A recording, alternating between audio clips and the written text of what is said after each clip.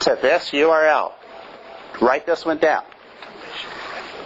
It's just delicious with my username, which is atrustee, and my tag, like everyone who presents at this conference should do, but no one ever does, is eTech Ohio 08.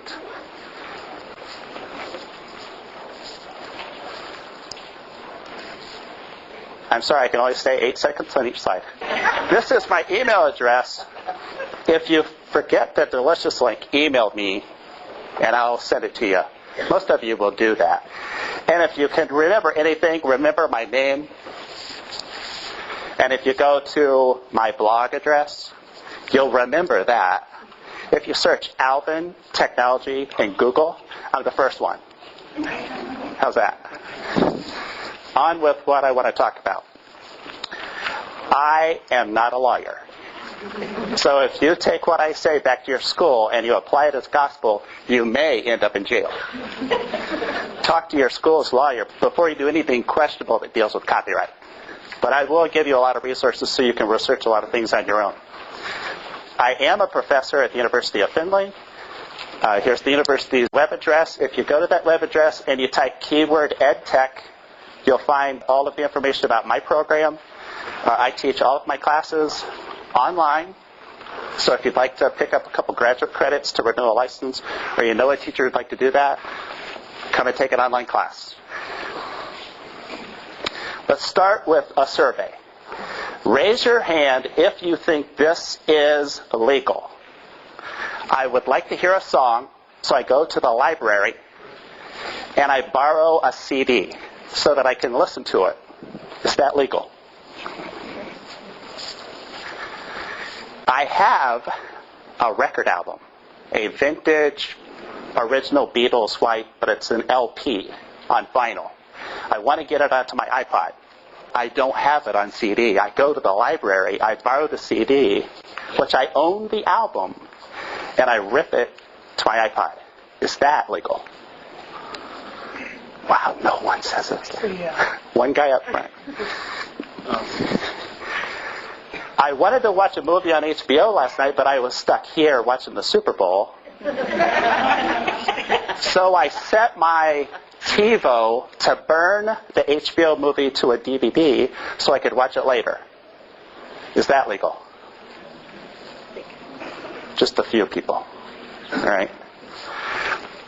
But I forgot to set my TiVo. My neighbor, he set his TiVo. When I get home, I'm going to borrow that DVD and make myself a copy. All right? Because I forgot. I could have, but I forgot. Is that legal? No one? You guys are either scared to raise your hand. I'm not videotaping this. But my neighbor, his TiVo had an Air. So instead of using the DVD that he recorded, I went to Blockbuster, rented. I paid for it. I rented the movie, brought it home, made a copy so I could watch it when I want to watch it. Raise your hands if you think that's legal. Did you give it to your neighbor? I left my neighbor out of the loop. Not very many people think that's legal. One guy. All right. Let's take it into the classroom. I have this very expensive book, and I want to show some of my students a picture in this book. This is a copyrighted book, but I hold it up in front of my class so they can see it. Is that legal? Raise your hand if you think it's legal. Not everybody. Okay, the people in the back, they can't quite see. So I take this book, which is a copyrighted book, put it on an Elmo, and I project it onto a screen so the people in the back can see it. Is that legal?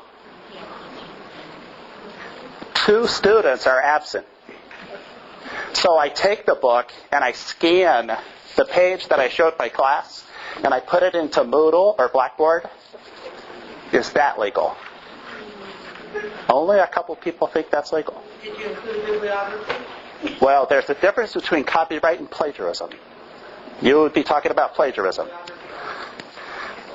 Here's one you can all relate to. It's the last day of classes before Christmas break. Half of my students are in exams, half have a free day. So I send them to the cafeteria and we watch on the big screen Christmas Vacation. Is that legal by copyright law? Oh, wait. How many schools have done that?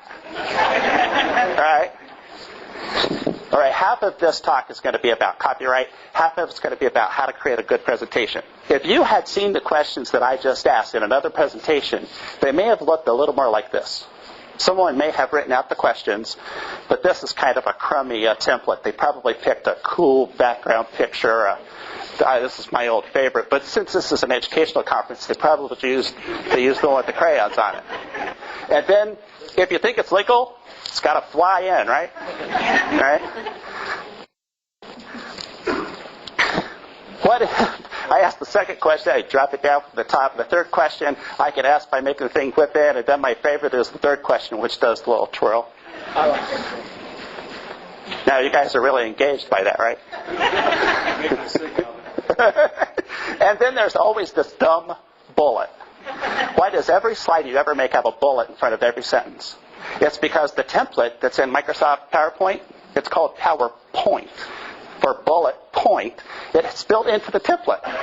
And no one wants to take the time to figure out how to get rid of the bullet point, so every stinking slide has a bullet point in front of it.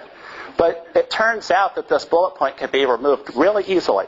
If you edit your slide, boom, it's gone, right? If you edit your slide, you can hit the backspace. That's tough, right? Bullet gone. But now my paragraph is outdated, so I have to hit the tab, take it back. No more bullet, and my slide looks right.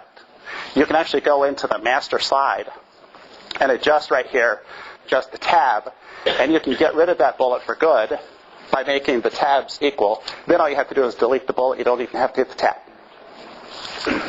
What version of Office is that? This is Office 2007. It all works the same in 2003, back to 97. Now, if you want to put a background picture on every one of your slides, all it's going to do is make your slide to where it's harder to read. The slide's much more legible if you have a high contrast text on the opposite is background. And I'll talk about color more later. Also, under no circumstances should you ever read your slides word for word from the presentation screen. Your audience will figure out that you're reading the slides. They can read faster than you can talk. This will create a disconnect between you and your audience. Enough said about that. This came from Guy Kawasaki. He has a YouTube video, which is one of my delicious links, heretofore called My Delicious Links, which I've already showed you the URL. The research also shows, and you're going to love this, if you read your slides to an audience, they don't remember it as well as if you just show them the text.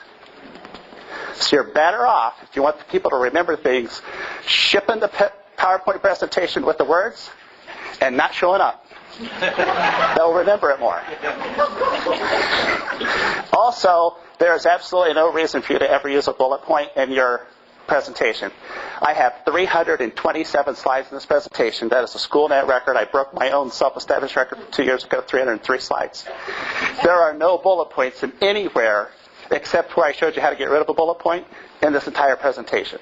And it's an okay presentation.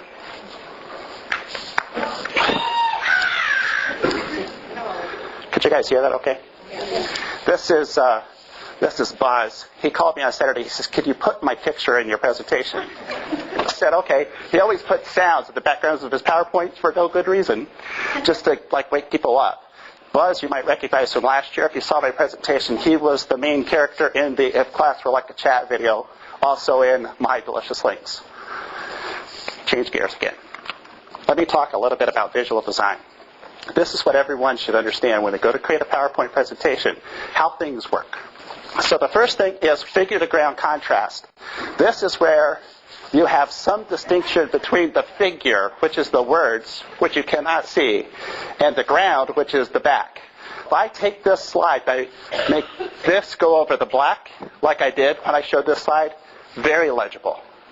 It's also why this particular template is terrible, because you have this white text over top of this reflection on the ocean. You have this light-colored blue over top of a light-colored sky. Very poor figure-to-ground contrast. Also, when it comes to fonts, there are two main kinds of fonts that you will see in the whole world. One of them is serif, has these little boots on everything. The other one without serifs. Serif fonts are used in printing, books, tests, things that are printed on paper. Sans serif fonts are used in presentations, like PowerPoint. This is a picture of Steve Jobs giving his keynote address 2 weeks ago at Macworld. He used all Helvetica. Helvetica is so good, someone just made a movie called Helvetica. Seriously. You do not need more than 2 fonts. If you take a desktop publishing class, sometimes they will limit you to 1 font. And it has to be big. Big does 2 things. The people in the back can see it, and it also keeps the number of words that are on your slide to a minimum, and you don't want to read your slides ever. Also, never under any circumstances use Comic Sans. This is actually a third kind of font. It's an artsy font. It's great if you're going to make a logo, but any kind of material you want people to read and comprehend, it's bad. There's a whole industry trying to get rid of it. Right. For the color, you want high contrast colors, which I talked about with figure ground contrast, but you got to be careful. White on black, like this slide is, or black on white are very good. Some people say slightly yellow instead of white is even better. But you want high contrast. You can also do a little bit of a blend, but make sure, again, you have high contrast over the course of the whole slide so you can put your text anywhere on the slide you want. You can also use analogous colors, a dark blue with a very light blue, or the opposite. You want to stay away from complementary colors of the same value. Blue and orange are complementary, but if I lighten the blue, darken the orange, then they become very usable. So you can use complementary colors as long as they're not the same value. This is one you want to stay away from as well, not only because they're the same value, this is one that colorblind people can't see. So if you can't see this slide, you're colorblind. But you will all use this because these are our Christmas kind of colors, right? About clip art, throw in a piece of clip art in, you just shouldn't. If you have these guys on a slide, they better have dialogue. Otherwise, they're just not going to add anything to your slide. Also, when it comes to capitalization, you want to use proper capitalization because your brain can look at the top of those letters and read the words without saying the bottom part of the word. If you use all caps, I have a 5-letter personal rule. Some people say 4, some people say 6. But if you use all caps, you should have a very limited number of letters total. Now, if you don't believe me, what does this say? Easy to read, right? Because you can see the tops of the letters. How about this? It took quite a bit longer, though. But you really had to think, what does that say? You never want to do this. This is what our children do on their MySpace pages. It takes your brain much longer to comprehend what that says because of the incorrect capitalization. A lot of the things I'm going to talk about are in this book. I held it up already. It's called Universal Principles of Design. Your local library probably has a copy. I checked it out so many times I just bought a copy for myself. I also read this guy's blog, Presentations In, which is very good. Edward Tuff is probably one of the foremost PowerPoint guys. And this one, you gotta like the title, right? Now, by the way, I have links to all 4 of those books in my delicious links, so you don't have to write them down. Favorite quote out of this book: PowerPoint is so easy, I learned it in 15 minutes. But that's most of the professional development that people have, is 15 minutes. Now, I've mastered PowerPoint. It took 15 minutes. I know how to do everything. And your PowerPoint looks like you took 15 minutes to learn PowerPoint. So how did I do some of those things you might not have seen before? Remember the old overhead projector? You didn't want to show the whole class the whole thing, so you slid a piece of paper over part of it? I did that trick in PowerPoint. I drew a box, and I slid that box over part of that. That's how I made half a word. And it's pretty easy to do. It's built right into PowerPoint. You can add a shape. Over there's my little don't use this for Comic Sans. Up here are all the rectangles. I drew a rectangle. I made the rectangle white. You can adjust it and make the format the edge line to make it white. And once I did that, I put it over top there. To make the little circles appear on this, I used 2 slides. What I did is I made a slide. I use a technique called copy and modify. Made this slide, made a copy, added circles to that one, and then I did a transition, fade smoothly between those 2 slides. Made it look like those little circles just appeared. You really only need 2 transitions in your PowerPoint, and they don't fly around. You need the one that I just showed you, the fade smoothly, and another handy one is, especially if you have black backgrounds, is the fade through black. You don't really need any other transition. It's just going to distract the people who are watching your presentation. By the way, in my delicious links, if my explanation isn't good enough, I have links to Microsoft tutorials that tell you how to do every one of these little things that I'm going to talk about. Go to my delicious links. They're all marked as PowerPoint in addition to eTech Ohio 08, so you can read through these in detail. Another common mistake, and I used to make this one myself, is you go into a presentation, you want to do a live internet. I am not even plugged into the network because there's just too many things that can go wrong with it. The network can be slow. It might not work. You never know. I don't use live internet when I do a presentation. If I want to talk about something on the internet, these are my delicious links, which I've already showed you. You wrote that down, right? I do a screen capture and I put it into my presentation. Here you can see where I found some of my pictures, tutorials. I'll talk about videos. Here's the book out on Amazon.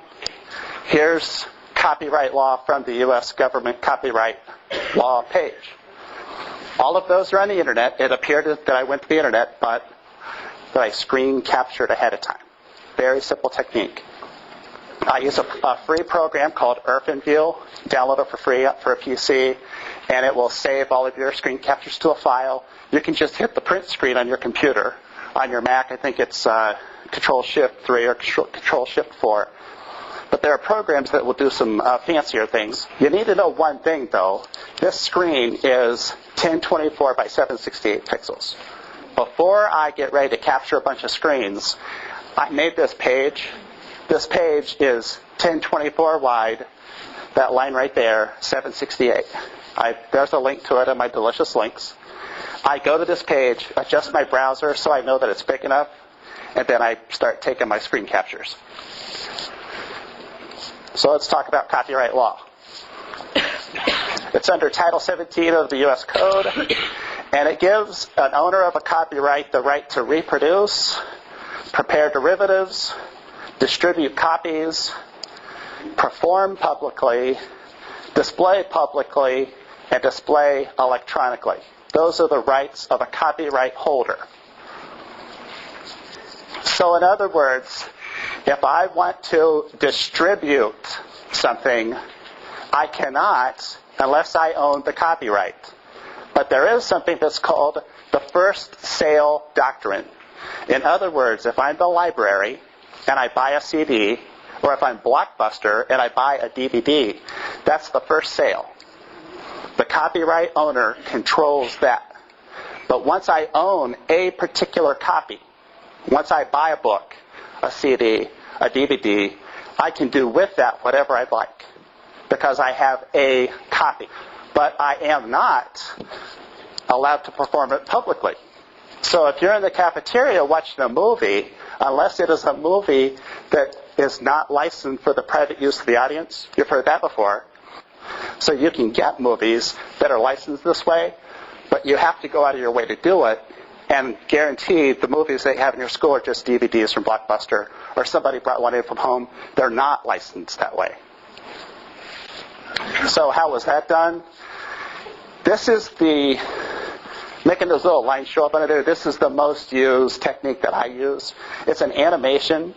So I draw a line, click animation, and over here I can add an effect. I use this fade in a lot because I can show you a picture and then by pushing the button, I can make one piece come to the front. You can also tell it to show up when you click, show up when the previous action happened, or after the previous action. So when I went perform publicly, here was the first one, and then the other one was the last option after previous. So it looked like two things that showed up there.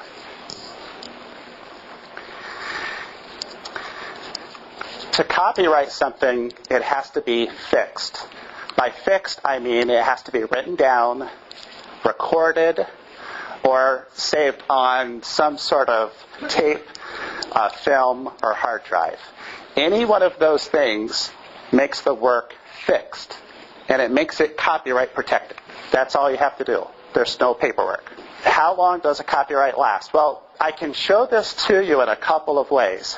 I took the data that shows all the way back to the Founding Fathers' copyright of 14 years up to 1998 of 105 years, and I put it in this graph.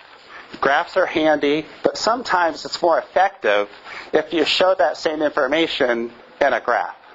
And if you really want to get dramatic, you could, do this and this, and, do that whole little deal there if you want to. If you've never seen this video... Now, 1,000 years of CO2 in the mountain glaciers, that's one thing. But in Antarctica, they can go back 650,000 years. This, incidentally, is the first time anybody outside of a small group of scientists has seen this image. And I apologize, it's a little bit dark, but if you want to see a great presentation with absolutely no bullet points, watch this movie. Incredible presentation. It won an Academy Award. It doesn't matter if you agree with it. Just watch it to see how different things are presented. Here's another graph. I saw this at a conference last year, and I thought, this message was displayed very well because of this graph. So I recreated this graph. What I did is I went back and I just drew all these little things and made my own version. See, this is all the jobs in the world. These are the ones that are routine work. Hostesses, assembly line people. Some of that's done by people, some by machines. This is the group you want to be in. This is creative work. Designers, researchers, teachers. But here's the thing. These are the people in the United States. These are developing country. And this line is moving up. A message communicated very well because of that chart, which was actually pretty easy to make. I used tools built right into PowerPoint, and I drew myself each one of these slides. I used, again, the copy and modify, made this one, copied it, right on down the line, and then when I was finished, I used a fade to smooth between each one to make it appear that that graphic built itself. Here it is, played back, super slow motion. To be protected by copyright, something does not have to have this symbol. If you don't see this, it doesn't mean anything today. Now, there was a time it did. This is a picture outside of the Indianapolis Art Museum, and this piece of work, created by Robert Indiana, apparently laid on the couch a long time because he forgot to copyright his work, which means it's the most abused piece of modern art ever. All of these things are direct copies or, in this case, a parody of his work. And they happen because he didn't copyright them, that particular work. Today, to copyright something, all you have to do is fix it. Once it's fixed, copyright automatically. So this little technique, I put all the pictures on here, and then I have one after another fade in. Right? That's all I did for that one.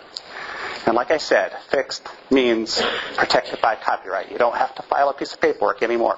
You don't have to. If you want to use a copyright-protected work, you need to get written permission. And here's an example from Education World on a template that you can use to get such permission. Fortunately, there's a whole other scope called fair use.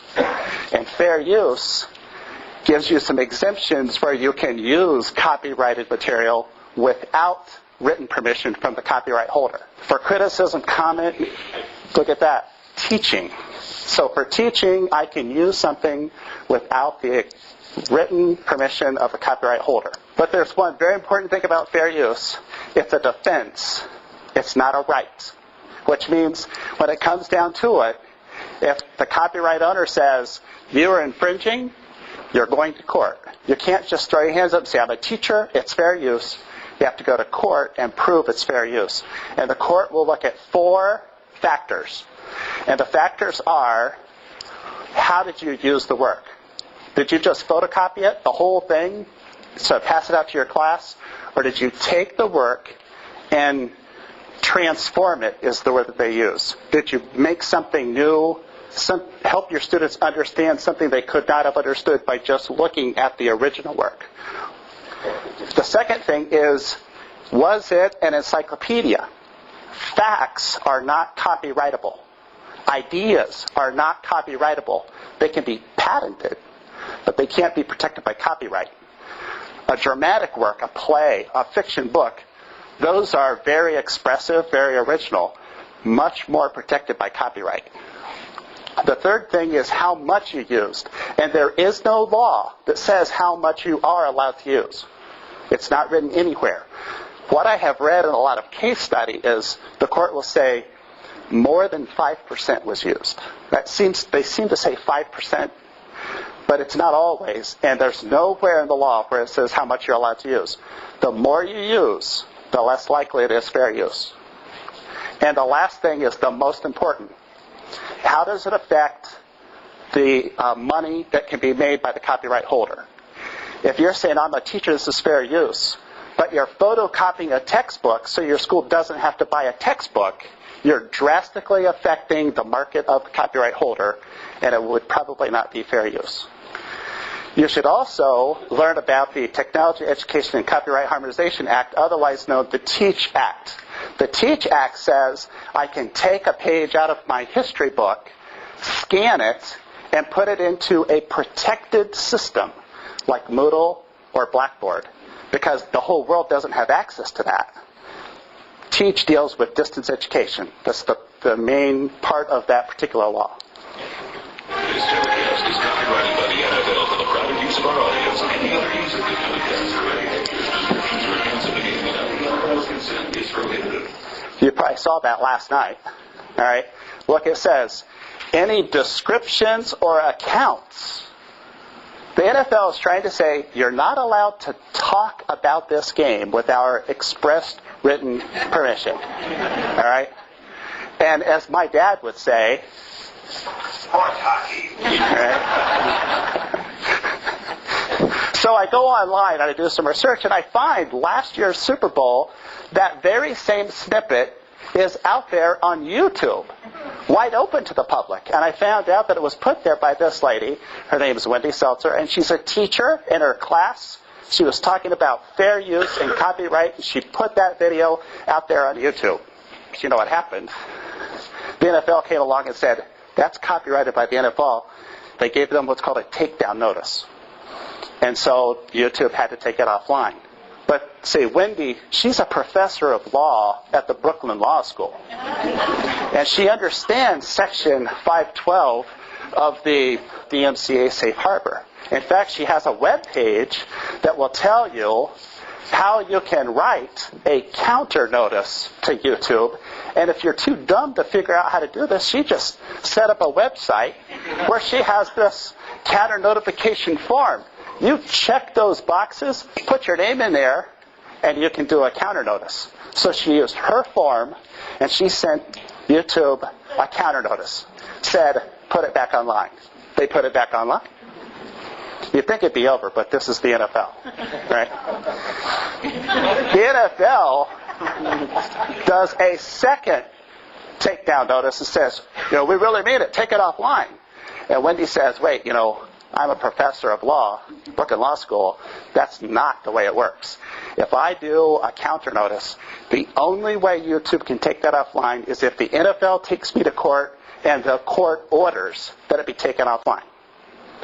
So the NFL wasn't about to take her to court. So guess what YouTube had to do? Put it back online. There's a lot you can do with fair use. You shouldn't believe everything that you read. This is probably at the front of every movie you've ever seen. At least it says you're not allowed to do unauthorized. So they soften it a little by saying there may be an exception, but we're not going to say what it is. There's a great little video. There's a link to it in my delicious links called A Fair Use Tale, which is a parody of Disney. And at the beginning of the video, they have this little gem. This says, there are certainly times when you can use copyright-protected work without the written permission of the copyright holder. And at the bottom there, it says, this is called fair use. There's also another fair use called time shifting. This is when you're going to be gone. So you set your TiVo to record something, burn it to a DVD so you can watch it later. Perfectly legal, according to the court case I had on the previous page. But one of the exclusive rights of the copyright holder is reproduction, making copies of a work. So if I go to my neighbor and I try to get his copy and make a copy, even though he could legally record TV to a DVD, he's not legally allowed to make a copy of that work. Another thing related to technology is space shifting. This lets you take a CD and rip it to an MP3 player. It's called space shifting. Again, there's another case that makes that something that's also legal. But you should read about the Digital Millennium Copyright Act. This act, which is about 2000 or so, says that if you use, develop, or distribute an anti-circumvention tool, you're breaking the law even if you think you're using fair use. What that means is, if something is scrambled and you try to descramble it, if it's encrypted, you try to decrypt it, or if you distribute a tool that does that, or make a tool that does that, you're not playing by the fair use rules. So, if you go to Blockbuster, all of the DVDs are encrypted. So if you try to make a copy, which is fair use, if you own a DVD, you could make a backup, fair use. But to do that, if you have to break that digital tool, you're breaking the Digital Millennium Copyright Act, which makes you guilty of a different law. Also, if you get something from iTunes, they have DRM. That's Digital Rights Management. It's another technological lock that makes it to where you can't give that song to someone else to play on their iPod. And then there's piracy, which has changed over the years. You guys remember Death Blow? Boy, half the show business is here. All right, here we go. Death Blow.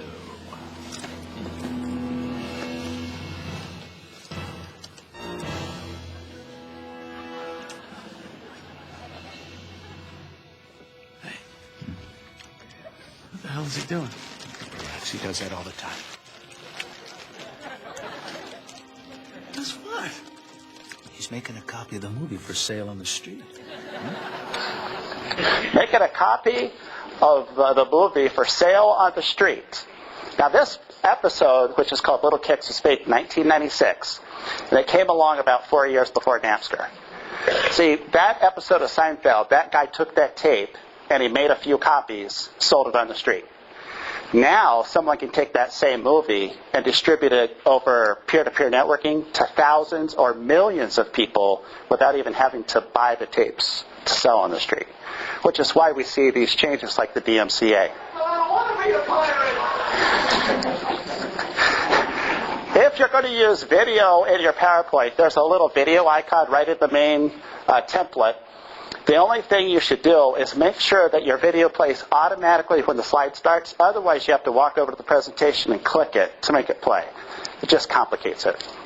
So let's talk about Creative Commons. This is a whole set of licensing designed to let you reserve some of your rights. Here's the main website. It's in the delicious links. And they have all of these different pieces of content which are very limited in how they're protected. They have audio, tons of audio. They have video. And again, each one of these is a provider that has all of this content. Images. And text. as well as a lot of educational work. And it's called Creative Commons. Some rights reserved is their little trademark. If I license something Creative Commons, I basically relinquish all of my copyright except for things that don't apply to a particular license. If I license it with attribution, it means my work can be used by you without permission to do anything as long as you give me credit. All you have to do is give me credit. The rest of these add different things. They can be non-commercial. You can use it for anything unless you're making money.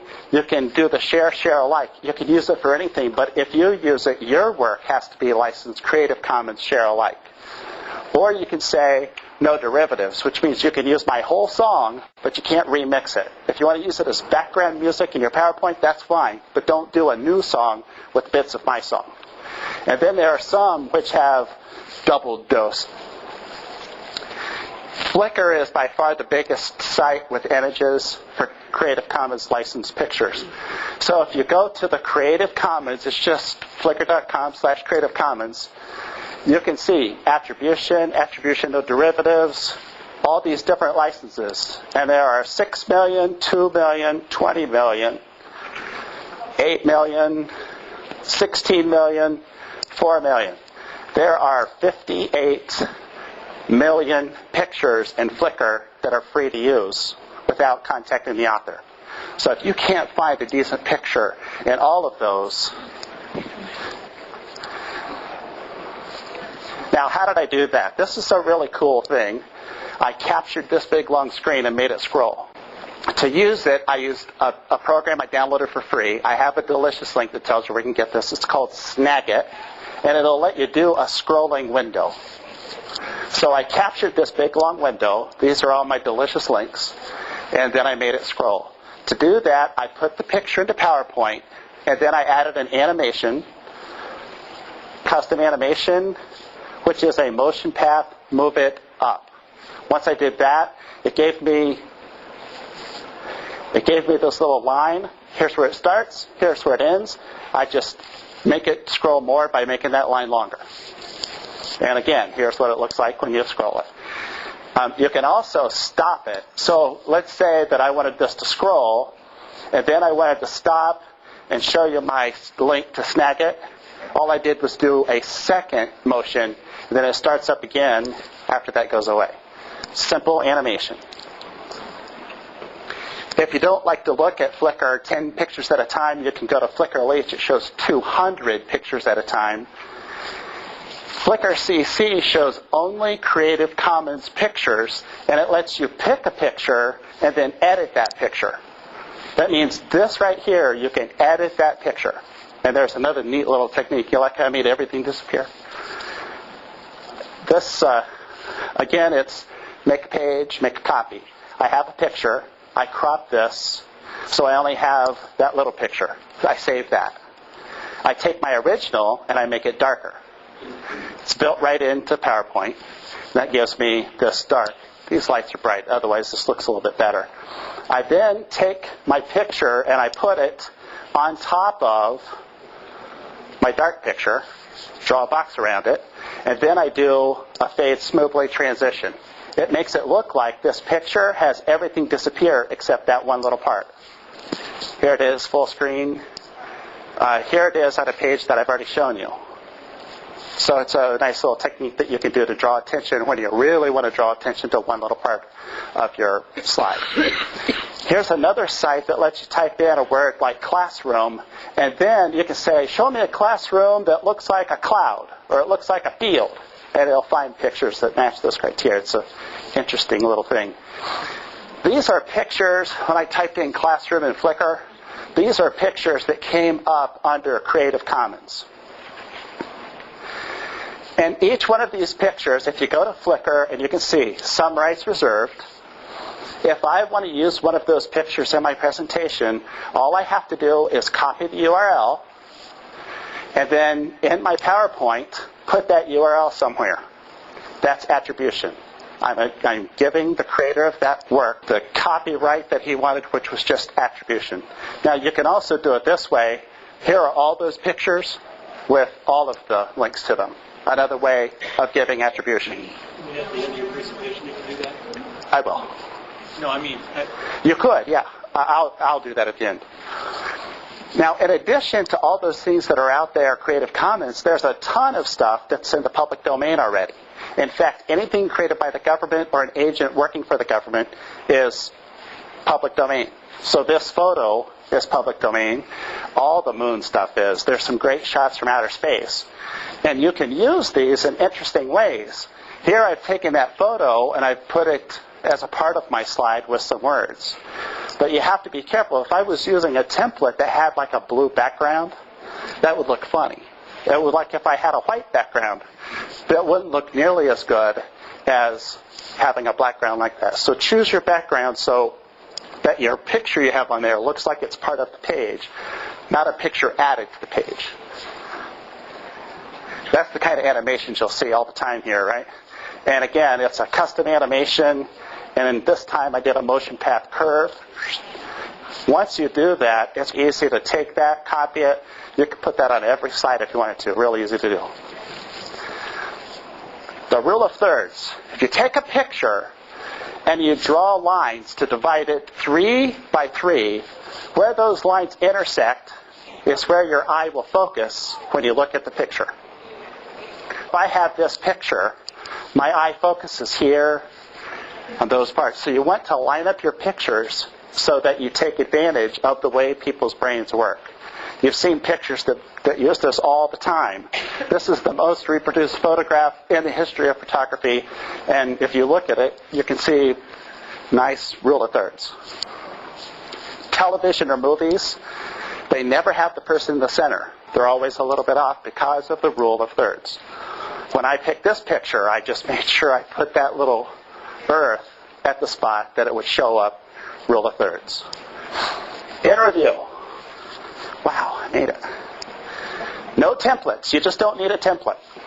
You certainly don't need bullets. You should let your pictures talk for you. Create a lot of slides. That way you have to read fewer slides. Practice, practice, practice. I have to show you this. I spent a lot of money to buy an iPod. This is an iPod Touch. So I'm continually showing my wife new ways that I can use it in education. So this is my entire PowerPoint presentation, one by one. And I could practice with this. See, I didn't have to carry around a laptop. I just go like this. Isn't that cool? Hey, can I have that? What? Can I have that? There'll be a drawing. Don't try to go to the internet live. Don't use sound effects, but you can use sound effectively. I only use the fade transition, and I use a lot of animation. And take more than 15 minutes to learn how to use PowerPoint.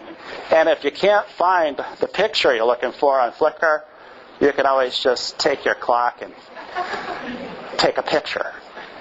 So you can still be creative in this whole thing. Now, here's what I want you to do. Think about the pictures you've seen and tell me, when I give you the attribution, can you remember what these slides were about?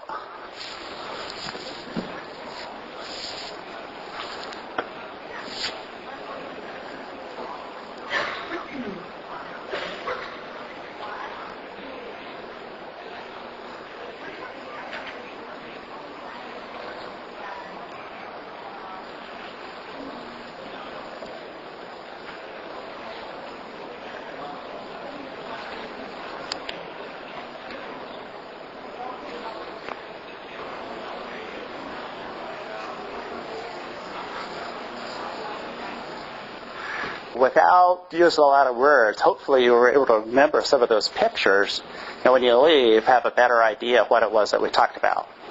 There's my contact information, and if you have any questions, our time is a little bit past.